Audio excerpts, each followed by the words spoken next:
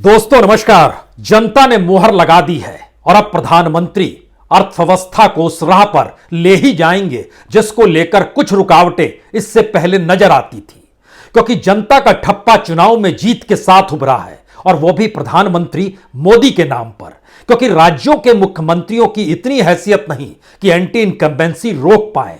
प्रधानमंत्री मोदी को लेकर जो भरोसा और विश्वास 4 राज्यों में नजर आया, उसने शायद एक संकेत तो दे दिए कि 2024 में भी प्रधानमंत्री मोदी लगातार बने रहेंगे। यानी अब अर्थव्यवस्था का टारगेट 2029 तक पहुंच गया। यानी जो 5 ट्रिलियन की इकोनॉमी 2024 में लानी थी, अब वो 2029 तक लाई जा सकती है। यानी इस दौर में डिसइन्वेस्टमेंट होगा, इस दौर में निजीकरण होगा, इस दौर में हर चीज का मोनेटाइजेशन होगा, इस दौर में मिडिल क्लास पर टैक्स रियायत बिल्कुल नहीं होगी, इस दौर में मास लेवल पर टैक्स के दायरे में हर किसी को जीएसटी के जरिए लाया जाएगा। जो बैंक कर्मी परेशान थे कि बैंकों की खस्ता हालत उन्हें परेशान कर रही है, जो आरबीआई के निर्णयों को लेकर परेशान थे, अब उन्हें परेशान होने की जरूरत नहीं है। जनता ने मुहर लगाई है और अर्थव्यवस्था अब करवट लेगी, क्योंकि 5 ट्रिलियन तक पहुंचने की परिस्थितियों का नारा 2029 की दिशा में ले ही जाएगा।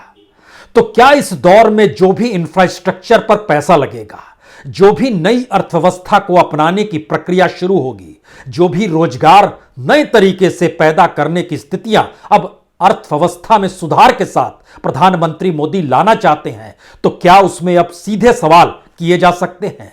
यह सवाल उन 3 कानूनों से कहीं आगे है जिन 3 कृषि सुधार कानूनों को लेकर किसानों ने बरस भर आंदोलन किया। 700 किसानों की शहादत हो गई, जनता ने मोहर लगा दी, वह कोई मायने नहीं रखता है।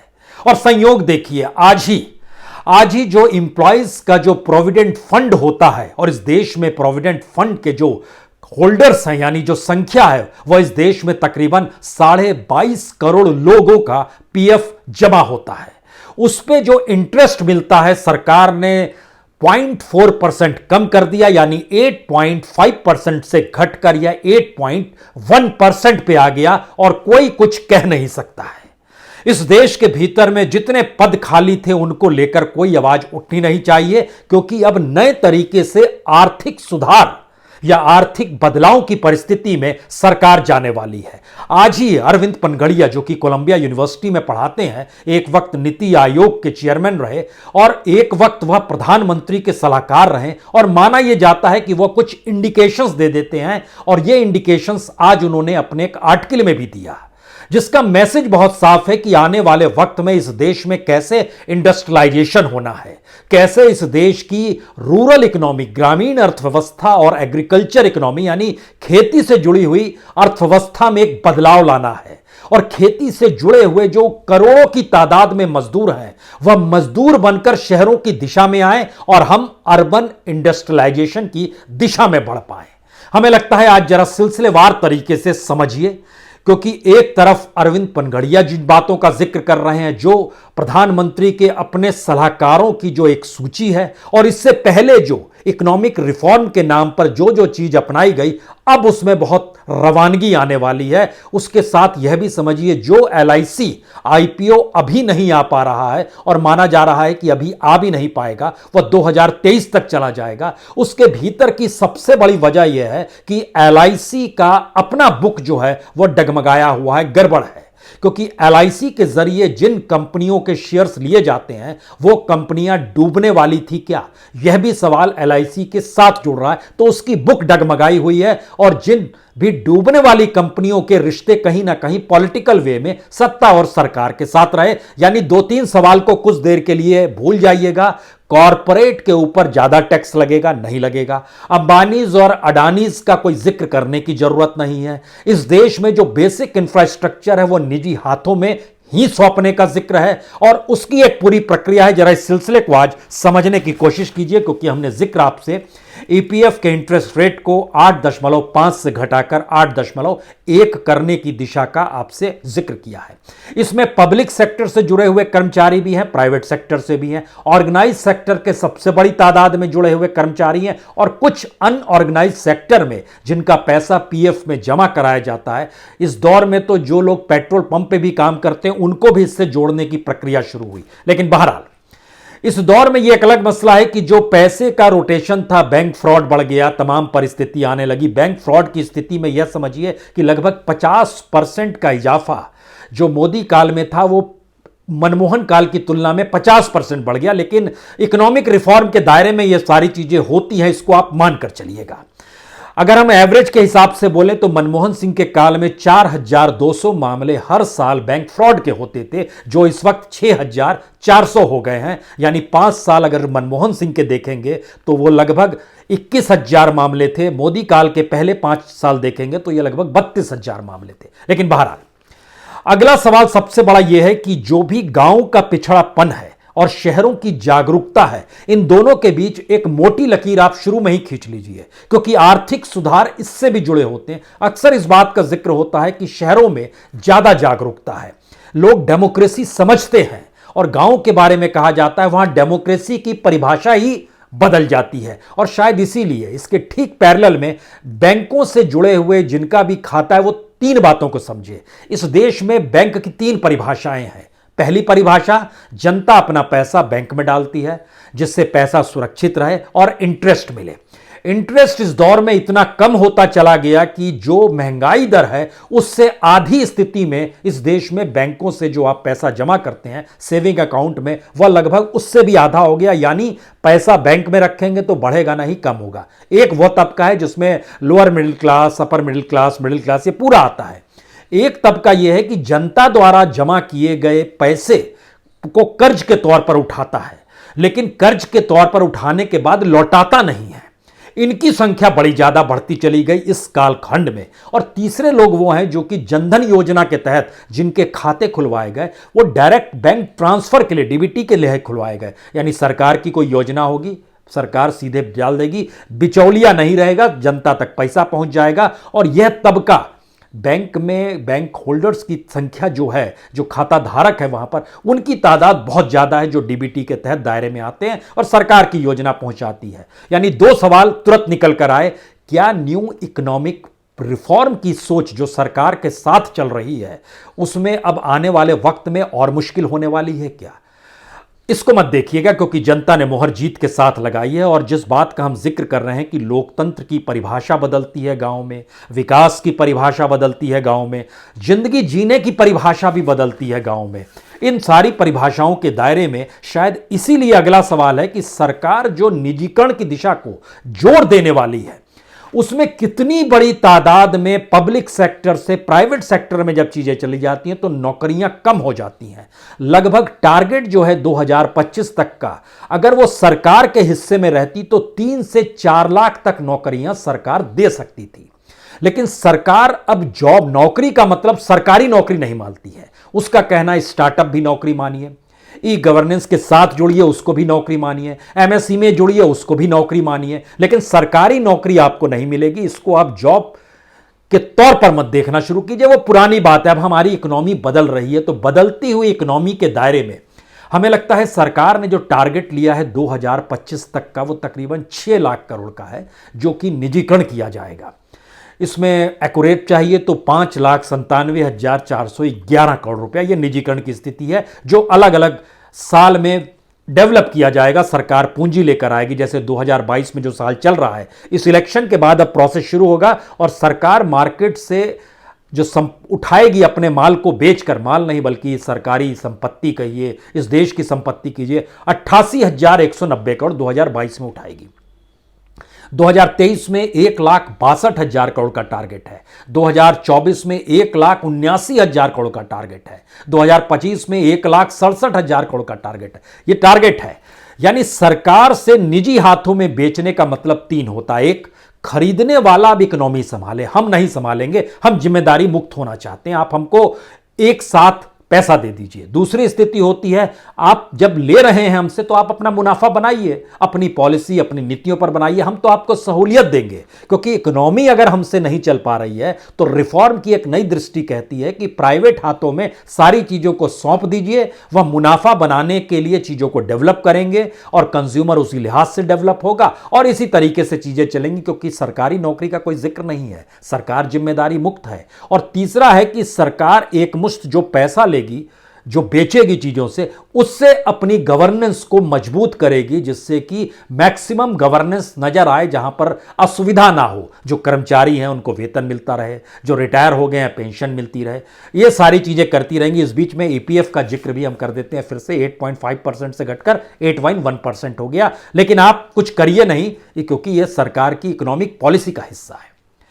अब अगला सवाल यह था कि अगर आप जो वेलफेयर स्टेट को लेकर जो सोच थी, जिसमें नौकरियां मिलनी थी, वह कैपिटलिज्म यानी पूंजी और मार्केट इकोनॉमी यानी बाजार के आश्रय नौकरियां नहीं मिलती है, वहां पर कम हो जाती है। और रेशियो जो होता है, अगर एक सरकार अपने किसी इंडस्ट्री में 100 लोगों को रखती है तो प्राइवेट सेक्टर वहां पर काम करने वक्त में 30 लोगों से ज्यादा नहीं रखता, यानी 70 लोगों की नौकरियां कम होती हैं।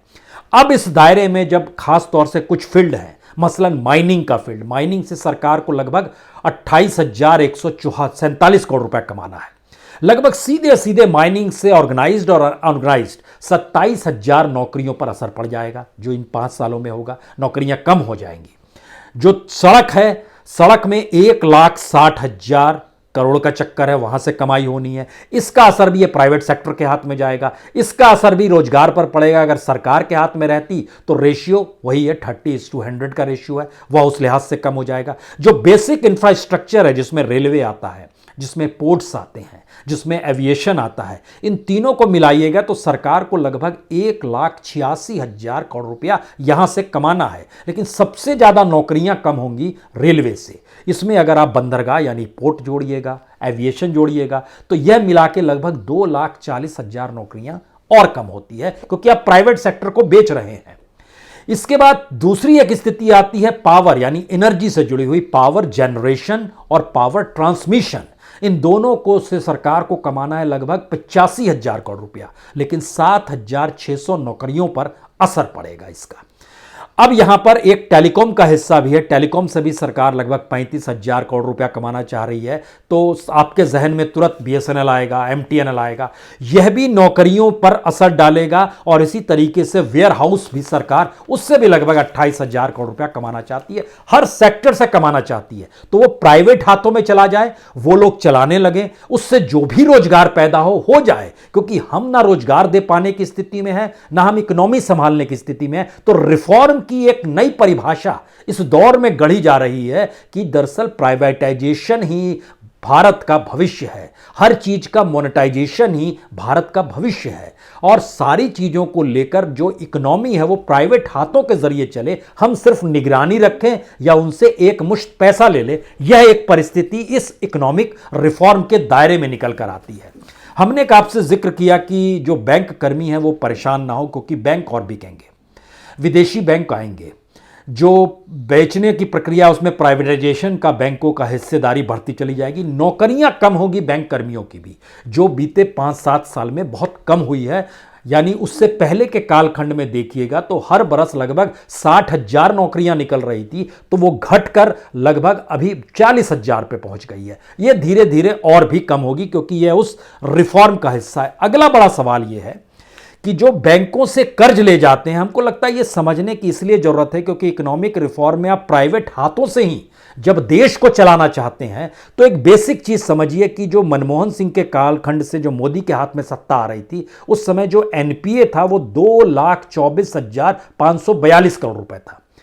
आज की तारीख में सरकार से पूछेगा तो सरकार 30 दिसंबर का डाटा देती है और कहती है कि 5,40,000 करोड़ का ही है सिर्फ एनपीए, यानी देखिए डबल ही हुआ है। लेकिन मसला ये नहीं है, मसला ये है कि जो रिटर्न ऑफ कर दिया जाता है, यानी बैंक की बुक से जो डाटा गायब कर दिए जाते हैं, उसको भी इसके साथ जोड़ने की जरूरत है। क्योंकि सरकार 2021 के सितंबर का डाटा बताती है 5,40,000, लेकिन जब आप पहले जाते हैं, मार्च में जाते हैं, 2021 के मार्च में, तब था 8,35,000 करोड़ रुपया एनपीए, और उससे पहले 2018 में चले जाते हैं तो ये 10,36,000 करोड़ था। तो फिर ये घट कैसे रहा है?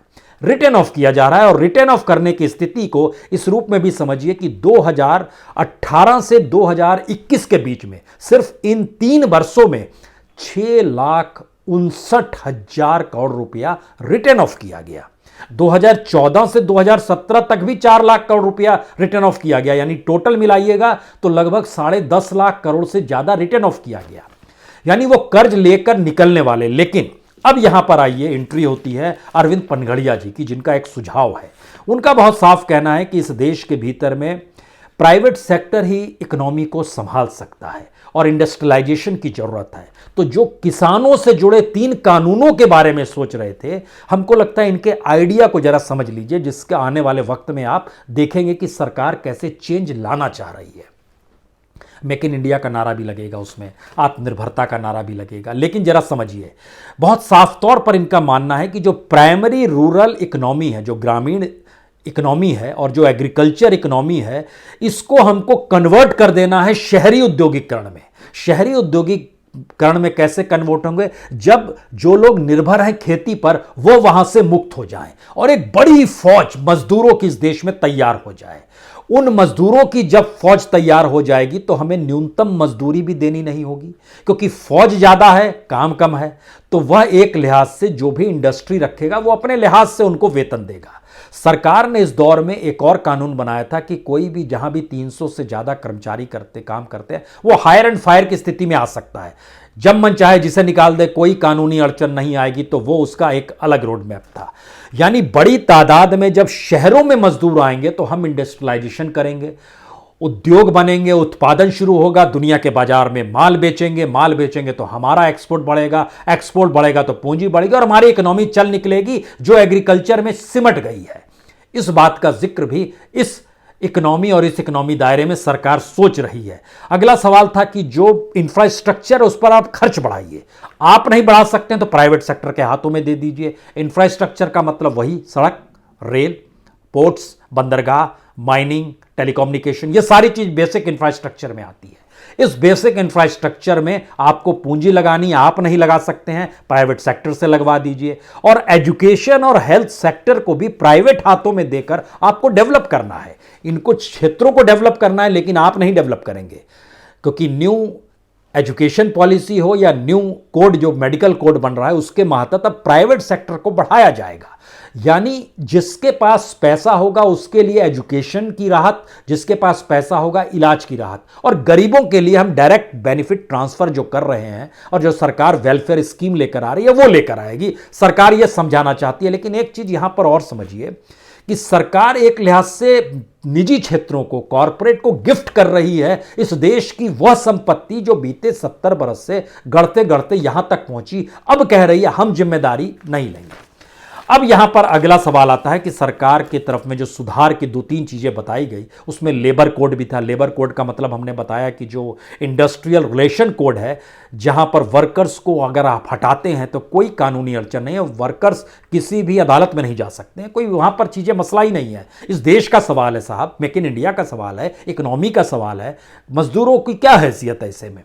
तो जो लेबर कोड था, जो जीएसटी थी, जीएसटी को लेकर बड़े शानदार सुझाव है कि इस देश के भीतर में हर किसी को टैक्स के दायरे में कैसे लाया जाए। अब जीएसटी हर वस्तुओं पर लगा दिया जाए, यानी चाहे उसमें ब्रेड हो चाहे मक्खन हो, छोटी से छोटी चीज, न्यूनतम जरूरतों की चीजें भी पर अगर टैक्स आप लगा, जीएसटी लगा देते हैं। और जीएसटी का रेशियो अरविंद पनगड़िया तो शानदार तरीके से सुझाव देते हैं सरकार को। उन्होंने कहा कि मिनिमम जीएसटी आप 10% रखिए और हर कोई मास लेवल पर टैक्स के दायरे में आ जाएगा। तो आपको लगेगा एक समानता और समाजवाद आ गया, नहीं। इसके पैरेलल में वो एक दूसरी चीज भी सुझाते हैं कि दरअसल हमारा का जो कॉरपोरेट है, और जब वो इंडस्ट्री बनाएगा, उत्पादन करेगा, दुनिया के बाजार में जाएगा, प्रॉफिट कमाएगा, तो उन पर जो टैक्स लगता है वह टैक्स आप अपने देश के लिहाज से टैक्स मत लगाइए। आप उसमें दुनिया के दूसरे देशों में जो टैक्स लगता है उससे प्रतिस्पर्धा कीजिए, यानी कम कीजिए टैक्स। तो जो प्रॉफिट कमाएगा कॉरपोरेट, जो सरकार जो गिफ्ट कर रही है और सरकार औने पौने दाम में जो उनको देते चली जा रही है कौड़ियों के मोल, उससे वो कमाना शुरू करें। हम तुमसे प्रॉफिट टैक्स भी कम कर देंगे, क्योंकि दुनिया से प्रतिस्पर्धा करनी है। अमेरिका में कॉरपोरेट को अगर टैक्स की रियायत दी गई तो भारत से शेयर बाजार से पैसा लोगों ने निकालना शुरू कर दिया, वहां चले गए। तो हम भारत को इस रूप में देखना चाहते हैं कि हर चीज की कीमत हो, हर कोई टैक्स के दायरे में हो, उस टैक्स के दायरे से कुछ चलाने वाला वह प्राइवेट सेक्टर हो जो बेसिकली मुनाफे पर टिका हो, प्रॉफिट पर टिका हो। यानी वेलफेयर सोच गई। यानी बोल्ड इकोनॉमी उसको कहते हैं जहां पर आप 5 ट्रिलियन तक पहुंचने की दिशा में कॉरपोरेट के कंधे पर सवार हो जाए और उससे कहे कि अब तुम दौड़ना शुरू करो, हम तुम्हारे लिए आगे समतल फील्ड बनाते चले जाएंगे, सारी रियायत देंगे, जमीन देंगे, सब कुछ देंगे। जैसे स्पेशल इकोनॉमिक जोन को लेकर भी राहत की जिक्र हो रहा है कि स्पेशल इकोनॉमिक जोन में टैक्स नहीं लगता है। भारत के जो बंदरगाह आते हैं, जो खास तो कुछ पावर सेक्टर्स आते हैं, वो उस पर टैक्स ही नहीं लगता है क्योंकि वो स्पेशल इकोनॉमिक जोन के नाम पर होता है, तो वहां भी रियायत हो गई। तो इसका मतलब है हमारी इकोनॉमी धीरे धीरे प्राइवेट हाथों के जरिए चले, जो प्रॉफिट बेस्ड रहे, और उस प्रॉफिट बेस्ड में कमाने और खाने की परिस्थितियों में वह middle class, lower middle class, upper middle class, वो सब चीज समाहित होते चले जाएं। ऑर्गेनाइज सेक्टर को बैंक से इंटरेस्ट नहीं मिल रहा है, अनऑर्गेनाइज सेक्टर को अगर कोई काम से निकालता है तो वह कुछ चू चा ना करे, क्योंकि हमने उसके लिए कानून बना दिया है, जो इंडस्ट्रियल रिलेशन कोड बनाया है और लोकसभा और राज्यसभा में पास भी किया जा चुका है। इसके साथ दुनिया के कई देशों से हम लोग फ्री ट्रेड एग्रीमेंट की दिशा में भी बढ़े। लेकिन 2-3 सवाल हर किसी के जहन में अब आना चाहिए। इस इकोनॉमिक रिफॉर्म कहें, इकोनॉमिक बदलाव कहें, इकोनॉमिक ट्रेजेडी कहें, इकोनॉमिक के जरिए देश को संभालने की परिस्थिति कहें, या सरकार का फेल और पास होना, अब तो चुनाव ही जीत और हार तय करता है और चुनाव से ही सारे के सारे दाग भी धुल जाते हैं। जीत गए अगर आप और हार गए तो सारे दाग आप पे चस्पा हो जाते हैं। तो जनता ने जब मुहर लगा दी इन परिस्थितियों को लेकर, तो हमारी इकोनॉमी अब खेती और ग्रामीण इलाकों से शिफ्ट करना चाहती है मजदूरों के तौर पर शहरों की तरफ, जहां पे इंडस्ट्रियलाइजेशन हो। पहला सवाल यह है।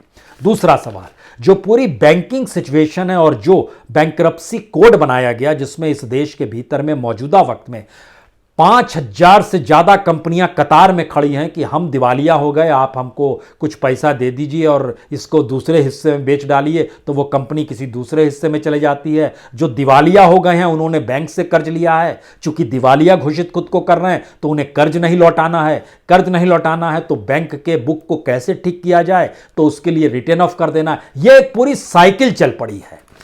यानी जो 3 कानून को लेकर ये डर रहे थे कि दरअसल आने वाले वक्त में मंडी खत्म हो जाएगी, अब कॉरपोरेट जो मन चाहे वो उपजाएगा, खेती गृहस्थी करने वाले लोग गुलामी करेंगे कॉरपोरेट की, इसकी परिभाषा को बदल डालिए। अब इकोनॉमी ही जब प्राइवेट और निजी हाथों के जरिए चलेगी और इकोनॉमी को संभालने की जिम्मेदारी जब उसके ही कंधों पर सवार है, क्योंकि हम दुनिया की तीसरे नंबर की सबसे बड़ी इकोनॉमी बढ़ने की दिशा में जाते हैं, तो ये सवाल बड़े छोटे हो जाते हैं।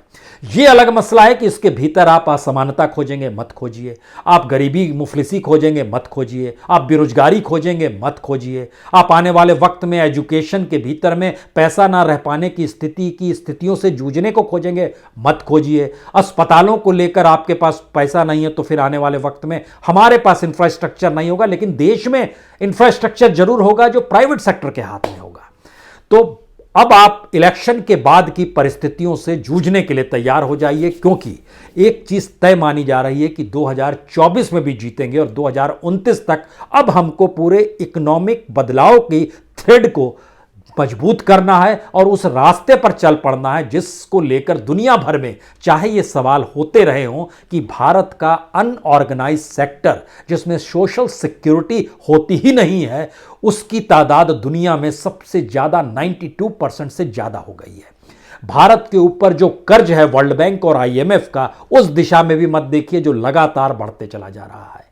भारत के भीतर में जो NPA है दुनिया के दूसरे बैंकों की तादाद में, दूसरे देशों की तादाद में, वो लगातार बढ़ते चला जा रहा है। जो सरकार रिटर्न ऑफ कर रही है उसकी तादाद लगातार बढ़ती चली जा रही है। और जो दिवालिया होती कंपनियां हैं उनके लिए एक सरल रास्ता निकाला गया। अब आप कोई दूसरा धंधा चुनिए, फिर से कर्ज लीजिए, आगे बढ़िए। इस इंफ्रास्ट्रक्चर को आप आईबीसी के हाथ में दीजिए, यानी बैंकरप्सी कोर्ट के हाथ में दीजिए, और बाकी चीज़ें हम देखेंगे कैसे क्या, कौन सा इंफ्रास्ट्रक्चर किसके हाथ में देना है, वो कैसे डेवलप करेगा। यानी धीरे धीरे इस देश के जो प्लेयर्स हैं, इस देश को चलाने वाले, आर्थिक परिस्थितियों में वह उंगलियों पर गिने जा सकें और उनके जरिए ही चीज़ें इस देश की अर्थव्यवस्था को चलाए। यानी आप जिसे चुन रहे हैं उसने जिम्मेदारी से पल्ला भाड़कर उस प्राइवेट सेक्टर को डेवलप करने की दिशा में बढ़ाया कि देखिए हम निगरानी करेंगे क्योंकि हम प्रधान सेवक हैं।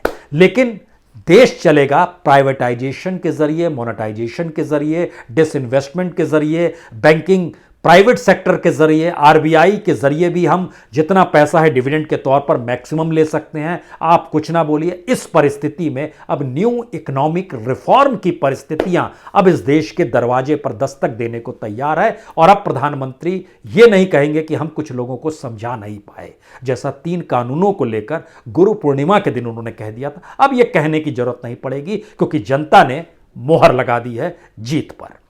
बहुत बहुत शुक्रिया, बहुत बहुत शुक्रिया।